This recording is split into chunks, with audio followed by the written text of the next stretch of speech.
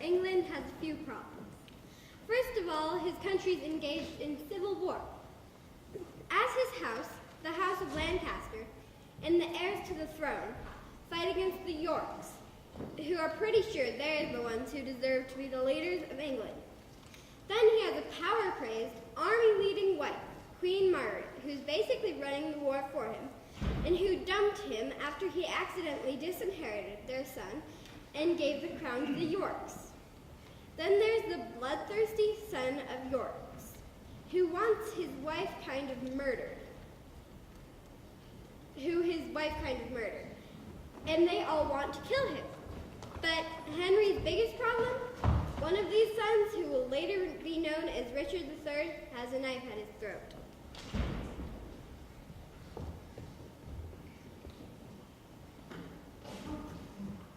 Good day, my lord. What? At your book so hard? Aye, my good lord. My lord, I should say, rather. 'Tis sin to flatter. Good was little better. Good Gloucester and good devil were alike, and both preposterous. Therefore not good, lord.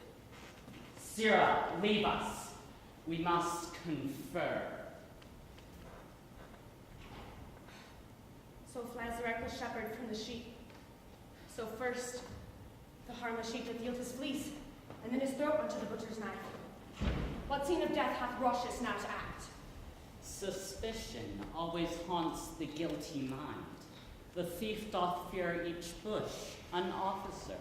The bird that hath been blind in a bush, with trembling wings misdoubteth every bush. And I, the hapless nailed to one sweet bird, have now the fatal object in my eye, where my prey was lying, was caught and killed. Why, what a peevish fool was that of Crete, who taught his son the office of a fowl, and yet for all his wings the fool was drowned. Aye, Daedalus, my poor boy Icarus, thy father Minos that denied our course. The sun that seared the wings of my sweet boy, thy brother Edward, and thyself the sea, whose envious gulf did swallow up his life. Ah, kill me with thy weapon, not with words. My breast can better brook thy dagger's point than can my ears that tragic history. But wherefore dost thou come? Is for my life? Think'st thou I am an executioner? A persecutor I am sure thou art. If murdering innocents be executing, why then thou art an executioner. Thy son I killed for his presumption. Hadst thou been killed when first thou didst presume thou hadst not lived to kill a son of mine. And thus I prophesy that many a thousand which now mistrust no parcel of my fear. Many an old man's sigh, and many a widow's, and many an orphan's, water standing eye. Men for their sons, wives for their husbands, orphans for their parents' timeless death, shall rue the hour that ever thou wast born. Teeth hadst thou in thy head when thou wast born, to signify thou camest to bite the world. And if the rest be true which I have heard, thou camest. Die, prophet, in thy speech. For this, amongst the rest, was I ordained. Aye, and for much more slaughter after this. God forgive my sins, and pardon thee. What? Will the aspiring blood of Lancaster sink in the ground? I thought it would have mounted. See how my sword weeps for the poor king's death. Oh, may such purple tears be always shed from those who wish the downfall of our house. If any spark of life be yet remaining, down to hell, and say I sent thee thither. I that have neither pity, love, nor fear. Indeed, 'tis true that Henry told me of, for I have often heard my mother say that I came into this world with my legs forward.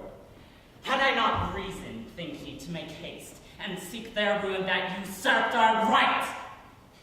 The midwife wondered, and the women cried, "Oh, Jesus bless us, he is born with teeth." And so I was, which plainly signified I was to snarl and bite and play the dog.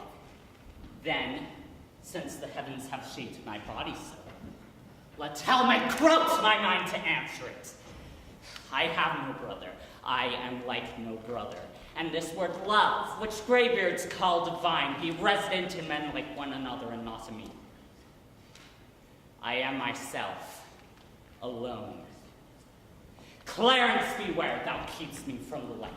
But I will sort a pitchy day for thee, for I will buzz abroad such prophecies that Edward shall be fearful of his life.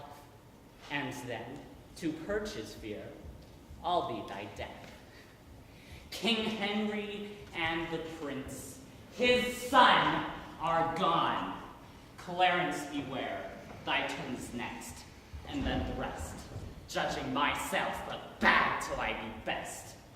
I'll throw the body in another room and triumph, Henry, in thy day of doom.